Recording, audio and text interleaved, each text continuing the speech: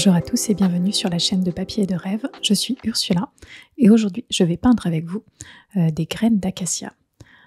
Si vous êtes régulier sur ma chaîne, vous savez que j'ai peint des fleurs d'acacia au printemps et là j'avais envie de peindre les fruits, les graines, parce que c'est ce qu'il y a en ce moment sur ces arbres et je trouve ça très intéressant, surtout dans la teinte de vert tendre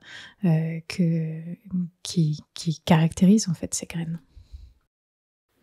Alors autant vous prévenir tout de suite, cette aquarelle ne va pas être une grande réussite, on va dire. Elle fonctionne, il y a des choses très intéressantes, mais il y a quelque chose qui ne me convient pas au final. C'est pas grave, je me suis dit que j'allais quand même vous la poster cette vidéo parce que il y a des choses intéressantes qui se passent. Et aussi ça me permet de vous montrer que je ne réussis pas toujours toutes mes aquarelles tout le temps. Je suis totalement humaine et des fois ça ne fonctionne pas, c'est tout. Donc ici j'ai commencé avec un papier sec et j'ai placé un petit peu les endroits où je voulais avoir ces graines avec juste de la laque jaune pour l'instant et un petit peu du sale de ma palette actuellement, juste pour avoir cette teinte de jaune clair. Pour les graines, je vais complexifier la teinte un peu plus tard, mais pour l'instant je voulais vraiment juste placer les zones où je voulais avoir mes graines. Et de la même façon, je vais aussi placer les feuilles de cet acacia un petit peu de manière brouillonne pour l'instant, avec un vert un peu plus foncé. J'utilise de l'indigo et de la laque jaune. Et je viens placer un peu ces feuilles à l'endroit où je les souhaite. Vous voyez que les couleurs se fondent avec le jaune que je viens de poser, c'est normal. Et vous voyez aussi d'ailleurs mon image de référence et cette couleur très particulière de ces graines, surtout dans la lumière du soleil. Je trouve que c'est un contraste très intéressant entre la couleur des feuilles et la couleur des graines. Alors pendant que je place un peu tous ces éléments, je vais vous expliquer ce que je pense qui n'a pas fonctionné pour moi dès maintenant. Je ne suis pas dans mon endroit habituel pour peindre. Ces derniers temps, je peignais sur la terrasse, assise par terre, et ça a beau ne pas paraître confortable dit comme ça, c'est l'endroit où je me sens le mieux, par terre. Je trouve que je suis plus libre de mes mouvements, que j'ai aussi une vue un petit peu différente sur mon papier, puisque je suis beaucoup plus haute que si j'étais assise à une table par exemple. Et vraiment, assise par terre, c'est ce que je préfère. Ça a l'air vraiment pas confortable comme ça, mais moi ça me plaît. Et en fait sur ma terrasse en ce moment, comme le soleil est beaucoup plus bas, il y a beaucoup de soleil et il n'y a pas d'ombre et je ne peux pas forcément peindre avec une belle lumière pour pouvoir filmer. Donc du coup je me suis mis ailleurs, je suis assise à une table pardon. Et je crois que ça m'a perturbée quelque part. Parce que la lumière n'est pas la même, parce que ma vision de mon papier n'est pas la même, mon point de vue n'est pas le même. Et je pense que tout ça, ça a fait que ça n'a pas fonctionné comme j'aurais voulu. Et aussi, il fait bien plus frais maintenant. Et mon papier ne sèche pas du tout de la même façon que cet été. Et j'avais bien pris le pli du papier qui sèche très vite, travailler vite, enchaîner les couches. Et là, je me rends compte que je ne peux plus le faire en fait, que ça ne marche plus aussi bien parce que mon papier prend beaucoup plus de temps pour sécher et les couleurs vont se fondre beaucoup plus vite. Et le flou en fait va être beaucoup plus important ici. Et aussi les déséquilibres. Donc il y a des fleurs qui peuvent se créer parce qu'il y a un déséquilibre d'humidité. Une zone qui est en train de sécher avec un pinceau plein d'eau, ça ne fonctionne pas, c'est comme ça.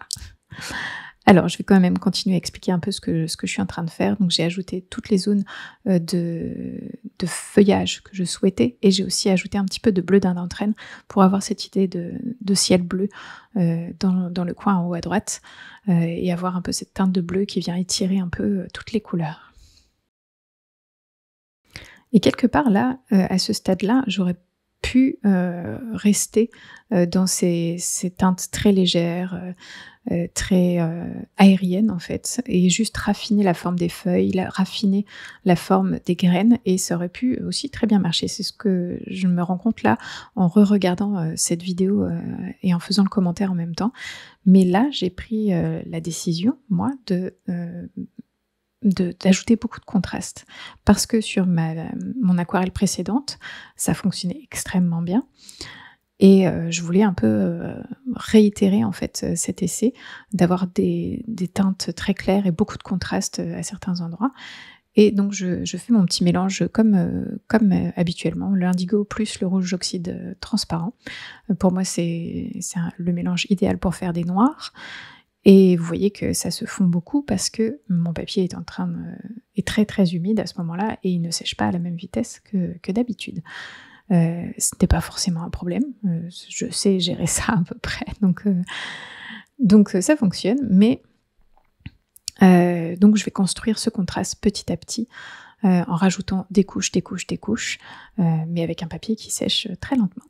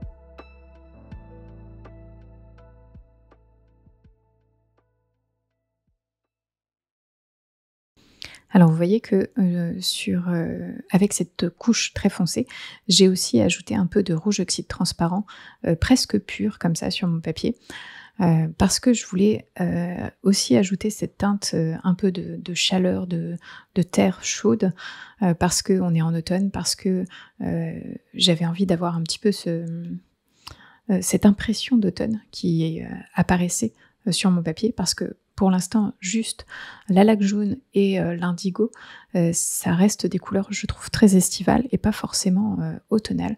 Et j'avais vraiment envie d'avoir cette teinte un petit peu plus ancrée dans mon papier. Donc j'ai utilisé ce rouge oxyde transparent à divers endroits. Et avec le rouge oxyde transparent, c'est toujours délicat, quelque part, de le doser, parce que il est totalement différent, humide et sec. Et ici, on a l'impression que y en a déjà trop, que ça prend le pas en fait sur ce que j'ai envie de montrer. Mais vous allez voir qu'à la fin, finalement, ça va bien se passer. Mais c'est vraiment une couleur qui peut être difficile à doser parce qu'elle change énormément entre son état sec et son état humide. Alors j'avais fait les premières ébauches de mes feuilles avec un pinceau plat. Donc j'avais pas mal de poils de pinceau qui apparaissaient sur mon papier. Je ne sais pas trop comment vous l'expliquer, mais la forme n'était pas bien arrondie, bien nette. Et bon, c'est pas forcément un problème puisque mon papier est humide, ça va se fondre, voilà. Mais je voulais raffiner un petit peu la forme de ces feuilles et pour ça, j'ai sorti mon gros pinceau rond pour pouvoir bien avoir des arrondis, de la douceur en fait sur ces feuilles. Et en raffinant la forme de ces feuilles, j'ai aussi un petit peu changé la couleur en ayant une couleur un tout petit peu plus sombre avec un peu plus de pigment, et j'ai aussi ajouté à mon mélange un petit peu de rouge oxyde transparent pour éteindre un peu cette couleur verte qui peut être le mélange d'indigo et de lac jaune peut être un petit peu acide quelque part, et ajouter le rouge oxyde transparent, ça permet juste de le rendre un petit peu plus kaki, un peu plus doux, et ça permet du coup d'avoir quelques petits tons de chaleur dans ces verres de manière un petit peu plus délicate, et ajouter aussi toujours cette idée d'automne sur mon papier. Alors là, avec mon pinceau plat, j'essaye de fondre un peu, mais sans aller trop loin, ces taches de rouge oxyde transparent que j'ai fait. Donc mon pinceau, il n'y a absolument pas de pigment dessus, à part ce que je prélève sur le papier. Il est rincé et légèrement essoré, et je vais passer au-dessus des zones que j'ai envie d'adoucir en fait. La couleur que mon pinceau va récupérer, je vais venir la déposer un petit peu plus loin et ça va vraiment flouter un petit peu toute cette zone-là, mais avec beaucoup de douceur, et récupérer un peu le trop-plein de pigments qu'il peut y avoir à certains endroits. Et ça me permet d'ajouter un peu plus de légèreté à certains endroits, de déplacer la couleur, d'adoucir, vraiment de travailler un petit peu plus en délicatesse à ces endroits-là, là où j'ai mis peut-être un petit peu trop de couleurs, bam, bam, bam, un peu trop rapidement. Là, avec mon pinceau, je calme le jeu en fait. Alors tout à l'heure, j'ai redéfini un petit peu les formes des feuilles en ajoutant de la couleur à l'intérieur. Et là, je vais faire l'inverse. Je vais ajouter encore du contraste autour de ces feuilles et essayer de raffiner leurs feuilles par l'extérieur, donc en faisant de la peinture en négatif, en peignant autour.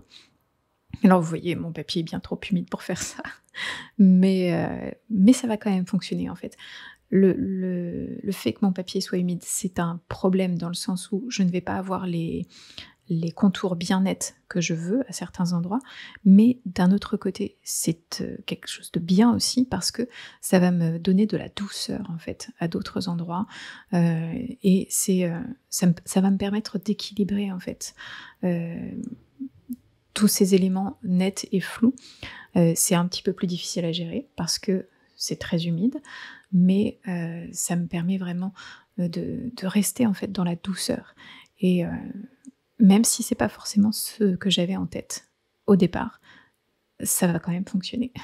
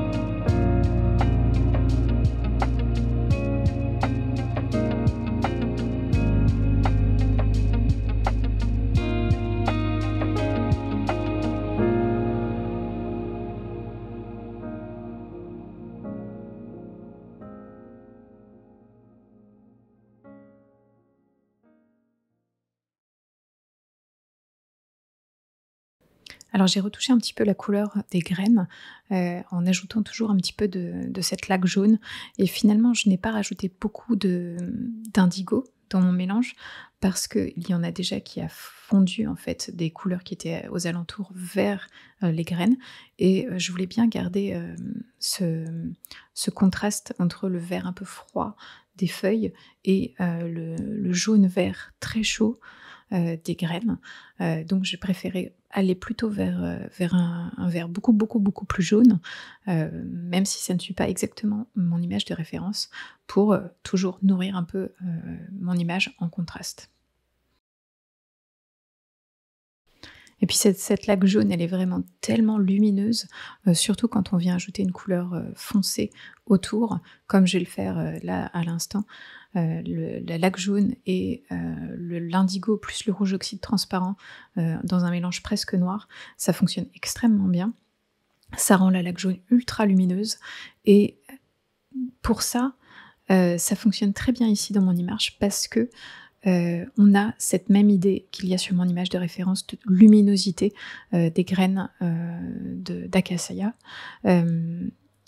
Et c'est vraiment dû à ce contraste très très fort entre la laque jaune et mon mélange très très foncé. Et vous voyez, mon papier est toujours très humide. Il a vraiment du mal à sécher. Je crois que ma feuille a mis quasiment toute la journée à sécher ce jour-là. Et du coup, ce bleu que je suis en train de poser se fond tout de suite et ça apporte beaucoup de douceur forcément. Et il me manque peut-être un petit peu de définition comme j'aime bien avoir. J'aime bien vraiment varier les contours nets et les contours flous. Et ça doit être pour ça aussi que cette image, il y a quelque chose qui ne me plaît pas dedans parce que je n'étais pas en maîtrise comme habituellement. J'avais plus à faire confiance au trajet de l'eau et au trajet des pigments. Et ça, des fois, c'est un peu compliqué à faire. Alors, si vous avez des problèmes comme moi pour un papier trop humide, des couleurs qui voyagent trop loin, je vais essayer de vous donner quelques indices en fait pour régler ce genre de problème. Le premier, en premier vraiment, celui auquel je pense tout de suite, c'est faire une couche et attendre. Attendre que ça sèche et ensuite ajouter des détails. C'est sûrement ce que j'aurais dû faire ce jour-là. C'est pas grave, je n'avais pas le temps de toute façon d'attendre que ça sèche, donc c'est pas forcément un problème. Mais des fois, un peu de patience, ça fonctionne très bien. Ça vous permet aussi de prendre un peu de recul par rapport à votre aquarelle et regarder ce qui fonctionne, ce qui ne fonctionne pas. C'est vrai que dans ma vie quotidienne en ce moment, j'ai vraiment très très peu de temps pour peindre et faire mes vidéos, donc je ne prends plus ce temps-là, mais cet instant de pause, on regarde le papier sécher, on attend que ça sèche avant de continuer, ça permet aussi de travailler. Qu'est-ce qu'on va faire ensuite, stratégiser en fait la prochaine étape. Et pour les dernières touches que je veux réaliser sur cette aquarelle, j'essaie de donner quelques petits indices de texture, de détails.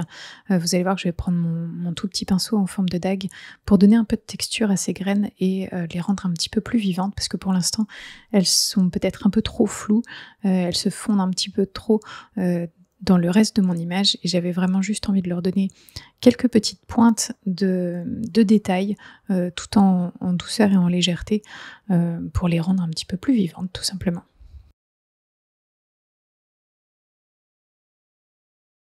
Et au final cette aquarelle elle est encore peut-être plus abstraite que d'habitude. On ne reconnaît pas forcément ce que c'est du premier coup d'œil. C'est pas forcément un problème. Ce que moi j'aime sur cette aquarelle, c'est les contrastes de couleurs, ces teintes très très sombres et à côté ces teintes très jaunes, vertes, très acides, qui vraiment donnent toute la vie en fait à mon aquarelle. Ces petites teintes de rouge oxyde transparente qui sont peut-être pas encore totalement fondues avec le reste, fonctionnent quand même bien, surtout pour donner le ton général en fait de l'aquarelle. Donc il y a quand même des bonnes choses parmi tous ces éléments. Et cette vidéo est à présent terminée. Merci de l'avoir regardée jusqu'au bout et j'espère qu'elle vous a plu. N'hésitez pas à jeter un coup d'œil sur le blog pour plus d'informations sur cette image. Et bien sûr, dites-moi ce que vous en pensez dans les commentaires. À bientôt!